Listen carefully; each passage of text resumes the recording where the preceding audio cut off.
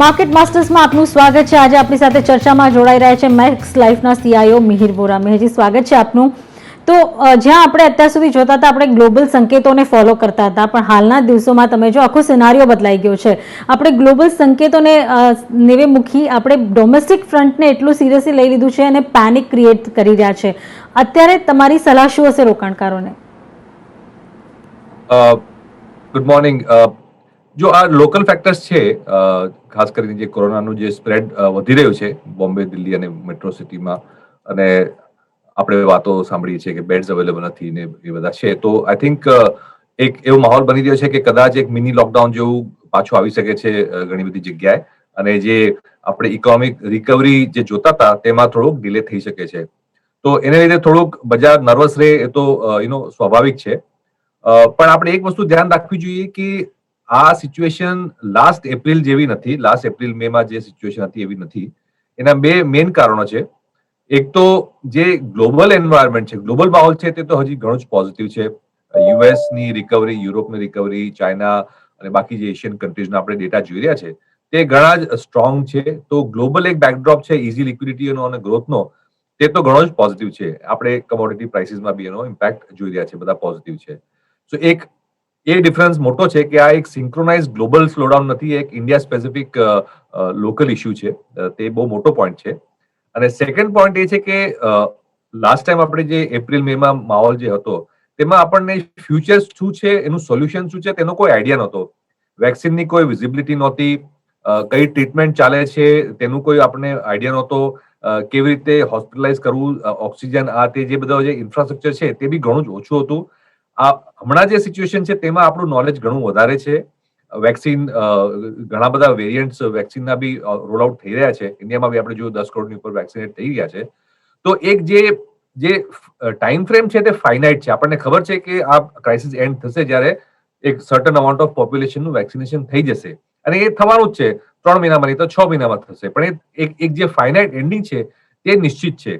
તો last time જેવું આપણે કમ્પેર ના કરીએ, અને જો લોંગર ટર્મ વ્યૂ હોય તો ધીમે ધીમે કરીને આપણે એક પોર્ટફોલિયોને કન્સ્ટ્રક્ટ કરીએ અને સ્ટે ઇન્વેસ્ટેડ રહે, અગર ઇન્વેસ્ટેડ હોય તો that would be a better strategy. કારણ કે લાસ્ટ ટાઈમ આપણે જેમ પેનિક કર્યું હતું એ પેનિકની સિચ્યુએશન હજી લાગતી નથી, બીકોઝ આજે આપણો સોલ્યુશન છે તે સાઇટમાં છે। હવે એને 3 મહિના લાગશે કે 6 મહિના લાગશે આપણને ખબર નથી, પણ એનો અંત તો આવવાનો જ છે આ ક્રાઇસિસનો।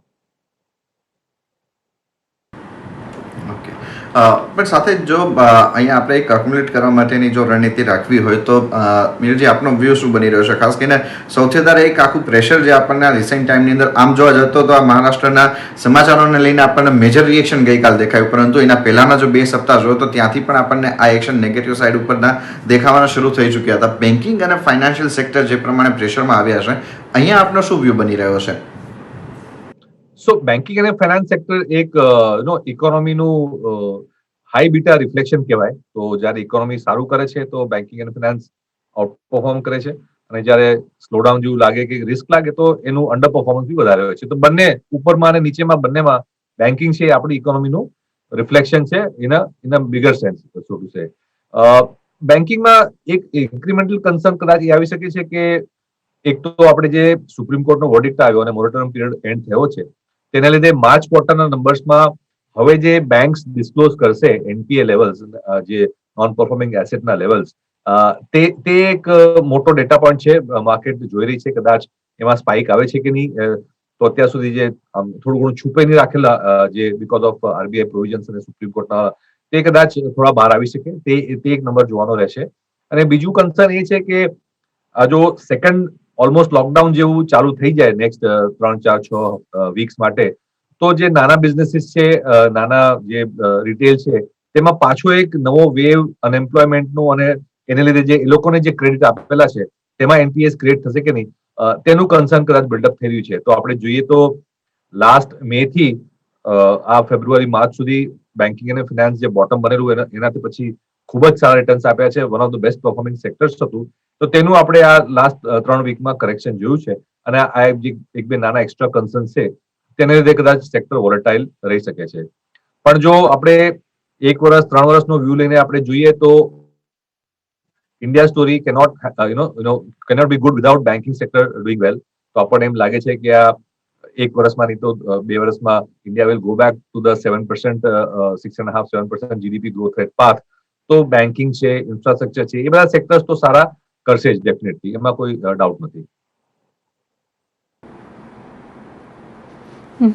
પણ બધાને ચિંતા આ જ છે કે મોરેટોરિયમ શું પાછું આવશે, કે એવી સિચ્યુએશન પાછી આવશે કે, કારણ કે અત્યારે આપણે જોઈ રહ્યા છે એનપીએ લેવલ વધશે, કે તમને લાગે છે એનબીએફસીસ પર વધુ પ્રેશર આવી શકે બેંક્સ કરતા, અને ખાસ કરીને બેંક્સને પણ આની તૈયારી અત્યારથી રાખવી પડશે. ભલે અત્યારે Q4ના પરિણામો પોઝિટિવ રહે, પણ આવનારી કોમેન્ટ્રી પર વધુ ફોકસ રાખવું. કમ્પેરેટલી ઇમ્પોર્ટન્ટ રહેશે, પણ મને લાગે છે જે મોટી 4-5-6 પ્રાઇવેટ સેક્ટર બેંક્સ છે તેમાં ડિસ્ક્લોઝર અને જે પ્રોફોર્મા ડિસ્ક્લોઝર થયા હતા તે ઓલરેડી ક્વાઇટ વેલ ડિસ્ક્લોઝ છે. તેમાં મને નથી લાગતું કે આ માર્ચ ક્વાર્ટરમાં એવા કોઈ નેગેટિવ મોટા સરપ્રાઇઝ આવે. એટલીસ્ટ જે મોટી બેંક્સ છે તેમાં, જે મિડ સાઇઝ પીએસયુ બેંક છે તેમાં કદાચ આવી શકે, પણ હવે એ લોકોનું માર્કેટ કેપ બહુ રહ્યું નથી, એટલે ઓવરઓલ માર્કેટને બહુ ઇમ્પેક્ટ કરે એવું લાગતું નથી આ સેગમેન્ટમાં. ઇન્ક્રીમેન્ટલ કન્સર્ન મેં જેમ કહ્યું કે જો લોકડાઉન જેવું સિચ્યુએશન થાય અને જો નાના બિઝનેસીસમાં વધારે સ્ટ્રેસ પાછો આવવાનો શરૂ થાય તો એક નવો લેગ ઓફ કન્સર્ન શરૂ થાય. પણ માર્ચ ક્વાર્ટરમાં એવું કોઈ મેજર નેગેટિવ સરપ્રાઇઝ આવે એવું દેખાતું નથી. ઓકે, પણ સાથે જ આઈટી સેક્ટરના પરિણામોથી આપણે એક ઇનિશિયેટ થતા જોઈ રહ્યા છે પરિણામોની સિઝનને. અહીંયા આપણે જોઈએ તો જે ટીસીએસ તરફથી આપણને કિક ઓફ થતા દેખાયા છે પરિણામો, ત્યાં આઉટલુક શું રાખવો બને, કારણ કે આ ફ્રન્ટ ઉપર જે એક્શન હવે બનતા દેખાશે એના ઉપર માર્કેટનું એક મેજર ફોકસ રહેતું દેખાશે. ડેફિનેટલી. તો આપણે લાસ્ટ મંથ બી જયારે વાત કરી હતી તો એક અમારો ઓવરઓલ વ્યૂ એમ છે કે જે ગ્લોબલ રિકવરી છે, ખાસ કરીને યુએસ ઇકોનોમીની રિકવરી છે, તે ઇન્ડિયન રિકવરી કરતા શાર્પ રહેશે. અને એનું મેઇન કારણ એ છે કે જે પ્રમાણે ત્યાં ફેડે સ્ટિમ્યુલસ આપ્યું છે, ફેડરલ રિઝર્વે લિક્વિડિટીનું અને બોન્ડ બાઇંગનો પ્રોગ્રામ, અને ગવર્મેન્ટે જે પ્રમાણે ફિસ્કલ ડેફિસિટ માટે વધારીને સ્પેન્ડિંગ કર્યું છે તે ઇન્ડિયા કરતા ઘણું જ વધારે છે. ઇન્ડિયામાં આપણે 1-2% વાત કરીએ છીએ ફિસ્કલ ડેફિસિટ એક્સ્ટ્રાની, યુએસમાં ઓલમોસ્ટ એ લોકોએ 10% જેવું એક્સ્ટ્રા સ્પેન્ડિંગ કર્યું છે. તો એ જે ફિસ્કલ સ્પેન્ડિંગનો રિસ્પોન્સ છે અને એની ઇમ્પેક્ટ છે તે યુએસ ઇકોનોમી પર પોઝિટિવ ઓલરેડી દેખાઈ રહી છે અને એ કન્ટિન્યુ રહેવાની છે. આપણી આઈટી સર્વિસીસ યુએસ ઇકોનોમીને સર્વિસ કરે છે મોસ્ટલી, અને યુરોપ બંને સારો કરી રહ્યા છે. તો ઓવરઓલ મને એવું લાગે છે કે આઈટી તો આઉટ પરફોર્મ કરશે જ in the relative scheme of things versus the Indian markets.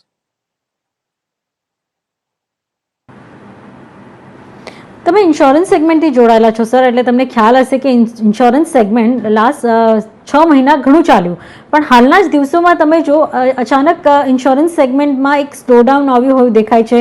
તમને લાગે છે લોકો હવે ઇન્સ્યોરન્સ પ્રત્યે ફરી પાછા થોડું ઇગ્નોર કરી રહ્યા છે, અથવા અત્યારે એક્ટિવિટી કેવી દેખાઈ રહી છે, કારણ કે આ જ્યારે સેકન્ડ વેવ ફરી પાછી આવતી જોવા મળી છે? તો આઈ થિંક ઓવરઓલ જે સ્ટોક્સ ઇન્સ્યોરન્સ સ્પેસમાં મુવમેન્ટ છે એ મને લાગે છે link to the financial segment છે in the shorter term. But last time આપણે તો જો એક્સપિરિયન્સ જોઈએ તો એકચ્યુઅલી પોઝિટિવ હતો કે જ્યારે ફિયર વધતો હતો તો એકચ્યુઅલી ઇન્સ્યોરન્સના સેલ્સ સારા થયા હતા. અને જેમ જેમ સેવિંગ્સ જે સપોઝ લોકડાઉન આપણે લાસ્ટ ટાઈમ જોયું, જેમ લોકડાઉન વધ્યું હતું તેમ એકચ્યુઅલી ફિનાન્શિયલ સેવિંગ વધેલા, અને આપણે બેન્કિંગ સિસ્ટમમાં ડિપોઝિટ છે, ઇન્સ્યોરન્સમાં પ્રીમિયમ્સ છે તે એકચ્યુઅલી વધેલા લાસ્ટ ટાઈમ આપણે યાદ હોય તો. તો મને એવું નથી લાગતું એવું કોઈ મેજર નેગેટિવ ઇમ્પેક્ટ આવે ઇમિડિયેટલી, કારણ કે આપણે પાસ્ટ એક્સપિરિયન્સ જોઈએ તો એવું કંઈ લાગતું નથી.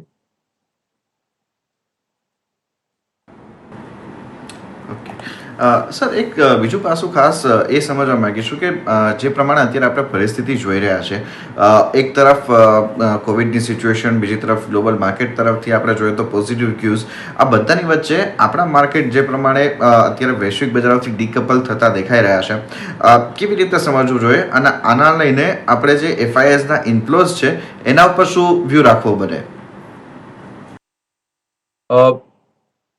એક તો ગ્લોબલ લિક્વિડિટી મેં જેમ કહ્યું એ તો ઇઝી કન્ડિશન્સ રહેવાની જ છે. Global interest rates, global liquidity, તે સિચ્યુએશન તો ફોર્સિબલ ફ્યુચરમાં ફેડ અને યુરોપિયન સેન્ટ્રલ બેન્કે કહ્યું છે કે એ સિચ્યુએશન તો ઇઝી જ રહેશે. તો આ જે શોર્ટ ટર્મનો આપણે કહીએ કન્સર્ન્સ છે ઇન્ડિયા માટે, તેને લીધે કદાચ ઓછા ફ્લોઝ થઈ જાય થોડા 1-2 વીક્સ માટે, થોડા વીક્સ માટે, પણ મને એવું લાગતું નથી કે સ્ટ્રક્ચરલી એવું કોઈ નેગેટિવ ઇમર્જિંગ માર્કેટ્સ માટે ફ્લોઝ થાય. મને લાગે છે ફ્લોઝ અહીંયા ઇમર્જિંગ માર્કેટ્સમાં બી આવતા રહેશે. અત્યારે આપણે ક્વાર્ટર ફોરમાં આઈટી અને બેંક્સની તો ચર્ચા કરી, પણ અત્યારે હવે ક્વાર્ટર ફોરના પરિણામો પર તમારી ક્યાં વધુ નજર છે? કયા સેક્ટર પર તમે ફોકસ કરી રહ્યા છો? કયા કંપનીઝ અને કયા સેક્ટર્સના કમ્યુનિટી પર તમારું વધુ ફોકસ હશે? ડેફિનેટલી. સો આઈટી અને બેન્કિંગ તો બહુ ઇમ્પોર્ટન્ટ છે જ, એ આપણે વાત કરી, કારણ કે બેન્કિંગમાં આપણે એનપીએના એક્સ્ટ્રા ટ્રેન્ડ્સ, એક્સ્ટ્રા ડિસ્ક્લોઝર્સમાં શું આવે છે તે મોનિટર કરશું. આઈટીમાં ડેફિનેટલી આપણે જોઈશું કે ઓર્ડર બુક અને જે ઓપ્ટિમિઝમ છે, જે બુલિશનેસ છે, તે પ્રમાણેના રિઝલ્ટ આવે છે કે નહીં. માર્જિનમાં બી આપણે જોવાનું છે. તો આ બે તો આપણે જોવાના જ છે. રેસ્ટ ઓફ ધ સેક્ટર્સમાં એક મોટી વસ્તુ એ જોવાની કે લાસ્ટ 3-4 મહિનામાં કમોડિટી પ્રાઇસીસ ઘણા ઉપર ગયા છે. Oil prices, metal prices, plastics, even food કમોડિટીઝના પ્રાઇસીસ. તો આ જે છે એક ઇનપુટ છે આપણી ઇન્ડસ્ટ્રીઝ માટે. આપણે પેન્ટ્સ કરો કે સિમેન્ટ કરો કે ઓટોમોબાઈલ્સ જોઈએ, મોસ્ટ ઓફ ધ ઇન્ડસ્ટ્રીઝમાં જે રો મટીરિયલ્સ છે તેના ભાવ વધ્યા છે. તો આપણે એ જોવાનું રહેશે કે આ increase in raw material prices industry pass on કરી શક્યું છે કે નહીં. That will be one FMCG, automobiles, એ બધા સેક્ટર માટે એક ડેટા પોઈન્ટ આપણે ખાસ કરીને જોવો જોઈશે. યર ઓન યર બેઝિસ પર તો ગ્રોથ આવશે જ, કારણ કે લાસ્ટ ટાઈમ આપણે ફેબ્રુઆરી માર્ચથી સ્લોડાઉન ચાલુ થઈ ગયું હતું, એટલે આ પ્રમાણેનો આપણે જે બાઉન્સ બેક જોયું છે તે આવશે જ. પણ માર્જિન પ્રેશર કેવા છે, that will be another important point to monitor.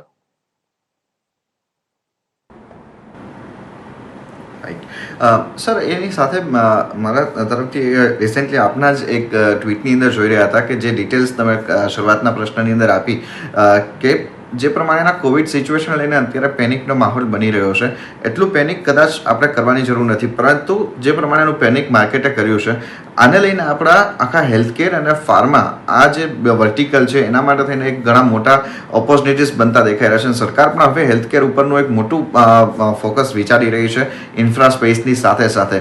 તો આ ફેક્ટરને આપણે જોતા કદાચ જો એક લોંગ ટર્મના આઉટલુક સાથે જોવું હોય તો ઇન્ફ્રા સ્પેસની સાથે સાથે હેલ્થકેર અને ફાર્મા આ બંને વર્ટિકલને કેવી રીતે જોવા જોઈએ?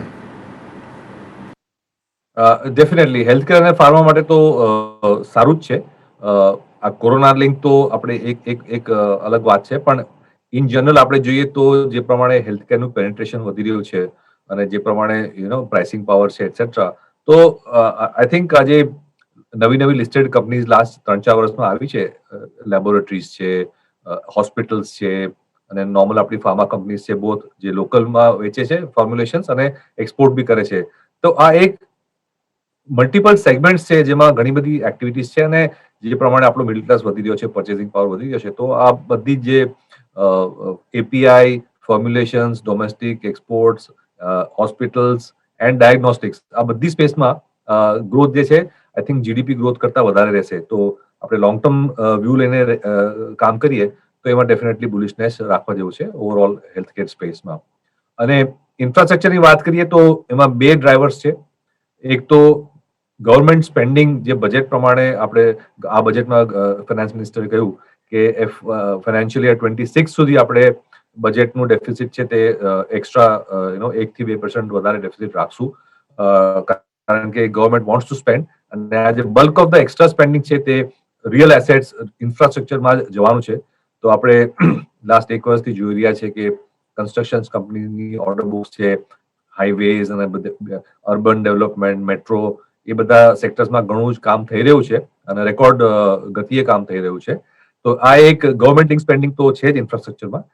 સેકન્ડ, જે આપણે ઇન્ફ્રા અને કેપિટલ ગુડ્સમાં કહીએ તો પીએલઆઈ સ્કીમ્સ જે ગવર્મેન્ટે ઇન્ટ્રોડ્યુસ કરી છે તેનો બી ઘણો જ પોઝિટિવ ઇમ્પેક્ટ આવવાનો છે. ઇલેક્ટ્રોનિક્સ અને મોબાઈલ ફોનમાં તો આપણે જોયું જ છે. હવે ફાર્માસ્યુટિકલ્સ, ટેક્સટાઇલ્સ, ઓટો એન્સિલરીઝ, એવી ઘણી બધી ઇન્ડસ્ટ્રીઝમાં બી in the next few months ઘણી બધી સ્કીમો, PLI, production linked incentive scheme લાવવાના છે. તો તેનાથી પ્રાઇવેટ સેક્ટરનું જે કેપિટલ એક્સપેન્ડિચર છે તે બી વધવાની પોસિબિલિટી ઘણી છે. તો મને લાગે છે ઇન્ફ્રા અને કેપિટલ ગુડ્સ બંને સેગમેન્ટ આપણે નેક્સ્ટ 3 વર્ષમાં સારી એવી એક્ટિવિટી જોવા મળશે આપણને. ડેફિનેટલી. તો પછી આ સેગમેન્ટ જો બઝિંગ હોય તો મેં સર ઓટોને પણ કોઈ રોકી નહીં શકે, પણ ઓટોમાં એવી સ્ટ્રેન્થ નથી દેખાઈ રહી, કારણ કે તમે કમર્શિયલ વ્હીકલની સેલ્સ જુઓ તો સારી જોવા મળી છે, પણ જે રિસ્પોન્સ મળવો જોઈએ સ્ટોક પર એ નથી દેખાઈ રહ્યો. શું ખાસ કારણ જુઓ છો તમે? ઓટોમોબાઈલમાં આપણે મંથ ઓન મંથ નંબર્સ આવે છે એટલે એમાં જે ડેટા પોઈન્ટ છે ઘણા ફ્રિકવન્ટલી જોવા મળે છે. તો ઓવરઓલ કન્ઝમ્પશન જે છે તે હજી બી થોડુંક પેચી છે. અને આપણે ટુ વ્હીલર્સ ખાસ કરીને જોઈએ તો એના નંબર્સ બી જે પ્રમાણે લાસ્ટ જૂન ક્વાર્ટર અને સપ્ટેમ્બર ક્વાર્ટરમાં આપણે જોયા એના પછી એક થોડું સ્લોડાઉન જોવા મળે છે અને એ ચાલુ છે. તો મને લાગે છે કે આ જે પ્રમાણે અર્બન અને રૂરલમાં એમ્પ્લોયમેન્ટ સિચ્યુએશન છે તે હજી બી પ્રી કોવિડ લેવલ પર તો નથી પહોંચી અને તેને લીધે ઓવરઓલ જે આ કન્ઝમ્પશન લિંક આઇટમ્સ છે તેમાં ડિમાન્ડ હજી થોડી સબડ્યુડ જ છે. ઓકે સર, થોડું મિડ સાઇઝ ના કાઉન્ટર્સ ઉપરનો આપણો એક પર્સપેક્ટિવ સમજવા માંગીશું.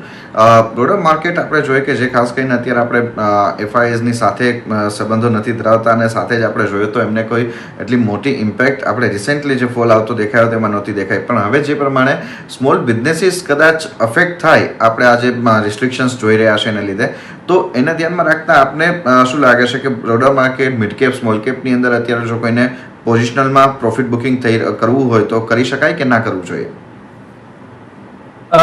સી, મિડ કેપ સ્ટોક્સ અને સ્મોલ બિઝનેસીસ એ અલગ વસ્તુ છે, એને કન્ફ્યુઝ ના કરીએ આપણે. Mid cap stocks are also large companies in the scheme of things. આપણે જ્યારે સ્મોલ બિઝનેસીસ કહીએ તો then we are talking about the shop owner, આપણે ટ્રેડર છે, દુકાનદાર છે, રિટેલર છે, જે નાનું મોટું નાની વર્કશોપમાં કામ કરતો હોય છે અથવા તો એક બેલેથ મશીન હોય ને કામ કરતા હોય, એ those are the small businesses. એમાં જે સ્ટ્રેસ આપણે વાત કરીએ એ નહીં. મિડ કેપ કંપનીઝ તો પણ 2,000, 5,000, 10,000, 20,000 કરોડનું માર્કેટ કેપ હોય છે. તો these are all in the એના કમ્પેરિઝનમાં તો આ ઘણું મોટું સેગમેન્ટ છે.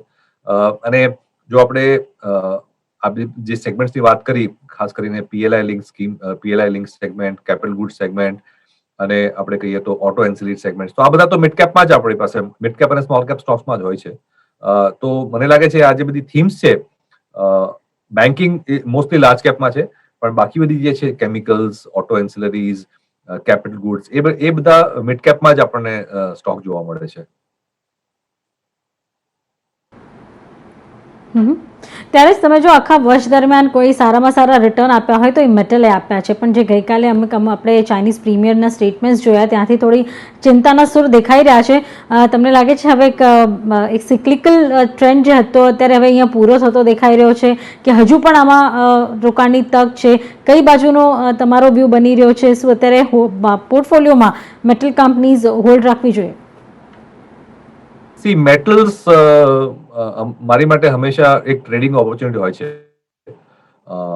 ઇટ્સ નોટ લાઈક બેન્કિંગ કે કન્ઝ્યુમર જેવી કંપનીઝ કે આઈટી ફાર્મા જેવી કંપનીઝ જેમાં આપણે 2, 5, 10 વર્ષનો વ્યૂ લઈને બી બેસી શકીએ છીએ. મેટલ્સ હંમેશા એક વોલેટાઇલ એસેટ ક્લાસ છે અને એમાં ગુડ થિંગ્સ હવે તો ઇન્ટરનેટ છે, બધાની પાસે બધા કોમોડિટીના પ્રાઇસ બી ઘણા જ ઇઝીલી મળી જાય છે. તો એક જે ઓવરઓલ ટ્રેન્ડ આપણે જોઈએ તો આયર્ન ઓર, સ્ટીલ, મેટલ્સનો જે પ્રાઇસ ચાર્ટ છે એ હજી બી થોડા પોઝિટિવ જ છે. તો ત્યાં સુધી આપણે તેજી રાખી શકીએ છીએ. પણ મેટલ્સમાં હંમેશા જે અંડરલાઇંગ કોમોડિટીઝ છે તેને ટ્રેક કરે છે સ્ટોક્સ બી. તો જ્યારે બી આપણને એમ લાગે કે આયર્ન ઓર આ બધા પ્રાઇસીસ હવે કરેક્ટ થવા માંડ્યા છે તો એમાં એક્ઝિટ લઈ શકાય છે. તો મેટલ્સમાં હંમેશા મારી જે કોલ હોય છે હંમેશા ટેક્ટિકલ જ હોય છે, એવું કોઈ સ્ટ્રેટેજિક કોલ હું લેતો નથી. પણ મીર સર, એમાં તમે જોયું હોય તો મેટલમાં સ્ટીલ કંપનીઝે બહુ સારું પરફોર્મન્સ કર્યું છે અને એના ફ્યુચર્સ પર થોડી પોઝિટિવિટી હજુ બનેલી છે. આપનું શું મત બને છે? જેમ કહ્યું ને, આ બધું સ્ટીલ, ફોર એક્ઝામ્પલ આપણે સ્ટીલની તમે વાત કરી, સ્ટીલ 1 થી 1.5 બિલિયન ટન્સ પર યરનો એક પ્રોડક્ટ છે. તો અને એવું નથી કે કોઈ એક કન્ટ્રીનો એની પર મોનોપોલી છે. બ્રાઝિલમાં બી આયર્ન ઓર હોય છે, ઇન્ડિયામાં તો ઘણું જ છે, ચાઇના, ઓસ્ટ્રેલિયા, ઘણી બધી જગ્યાએ it's a commodity with multiple sources અને સ્ટીલ પ્લાન્ટ્સ બી ઓલ ઓવર ધ વર્લ્ડ છે. ઓફકોર્સ ચાઇના અને ઇન્ડિયા મોટા પ્રોડ્યુસર્સ છે, પણ એવી કોઈ મેસિવ મોનોપોલી કોઈની છે નહીં આમાં. તો એને જોતા આપણે કહીએ કે સ્ટીલ પ્રાઇસીસ હંમેશા લોંગ ટર્મ માટે ઉપર રહેશે તેવું લાગતું નથી, કારણ કે જો લોંગ ટર્મ માટે 2-6 મહિના પ્રાઇસીસ ઉપર રહે તો એ સપ્લાય રિસ્પોન્સ બી એમાં આવે જ છે ટિપિકલી. એટલે જ હંમેશા સાયકલ્સ એમાં થાય છે.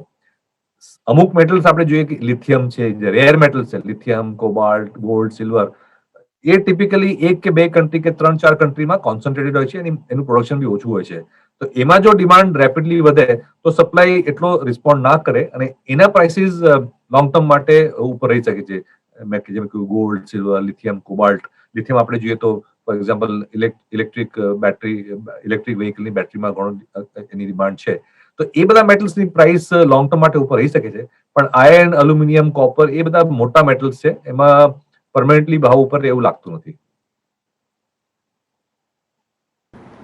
ઓકે સર, તો એક છેલ્લો પ્રશ્ન રહેશે કે જે પ્રમાણેનું એક્શન અત્યારે માર્કેટ બતાવતું દેખાઈ રહ્યું છે, તો જો અત્યારે આપણે આ સિક્લિકલને બાદ કરતા જો અત્યારે ખરીદદારી કરવા માટે ધ્યાન રાખવું હોય તો કયા સેક્ટર્સને આપ વધારે પ્રિફર કરી રહ્યા છો? જો આપણે તો ઇન્વેસ્ટિંગ કરીએ તો મીડિયમ ટર્મ વ્યૂ માટે જ કરીએ તો 1 થી 3 વર્ષનો જો વ્યૂ લઈએ તો એક જે ઓવરઓલ થીસીસ એ છે કે government is serious two spend on infrastructure અને PLI સ્કીમથી બી ઘણું સ્ટિમ્યુલસ આવશે અને પ્રોડક્શન વધશે અને ધીમે ધીમે આ જે એમ્પ્લોયમેન્ટ છે તે સિચ્યુએશન બી નોર્મલાઇઝ થશે. તો એ બધું જોઈએ તો મને લાગે છે સિક્લિકલ્સમાં વધારે રહેવું જોઈએ. એમાં બેન્કિંગ એન્ડ ફિનાન્સ બી આવી જાય, એમાં ઇન્ફ્રાસ્ટ્રક્ચર, કેપિટલ ગુડ્સ અને રિયલ એસ્ટેટ બી આવી જાય. અને આપણે જેમ કહ્યું global situation is anyway good, તો IT અને ફાર્મા જે છે અને to some extent some of the auto ancillaries exporters તેમાં બી આપણે જોઈ શકાય છે. તો એક ટિપિકલી 3 વર્ષનો વ્યૂ લઈએ તો એક પ્રો સિક્લિકલ, એક ગ્રોથ ઓરિએન્ટેડ વ્યૂ લઈને આપણે ઇન્વેસ્ટ કરવું જોઈએ. ડેફિનેટલી. પણ મારા તરફથી પણ આ છેલ્લો સવાલ હશે, પણ મારો થોડો સવાલ ડિફરન્ટ હશે, એટલે કે RBI પોલિસી અને RBIના વ્યૂ પર હશે, કારણ કે તમને પણ એની ઇમ્પેક્ટ આવતી જ હશે. તમે શું બોલવો છો અત્યારની સિચ્યુએશનમાં ધ્યાનમાં રાખીને? જે ગવર્નર સાહેબે કીધું છે કે મોરેટોરિયમ નહીં પણ એવા બીજા ટૂલ્સ પણ મારી પાસે છે જેનાથી હું રિલીફ આપી શકું, અને અત્યારે બેંક્સ પણ આ રિલીફની રાહ જોઈ રહ્યા છે. શું અપેક્ષા તમે રાખો છો? કારણ કે ટફ ટાઈમ અત્યારે આ સેન્ટ્રલ બેંક્સ માટે બની રહ્યો છે કે મોંઘવારીને પણ કાબૂમાં રાખે અને બીજી બાજુ થોડી રિલીફ પણ આપતા રહે.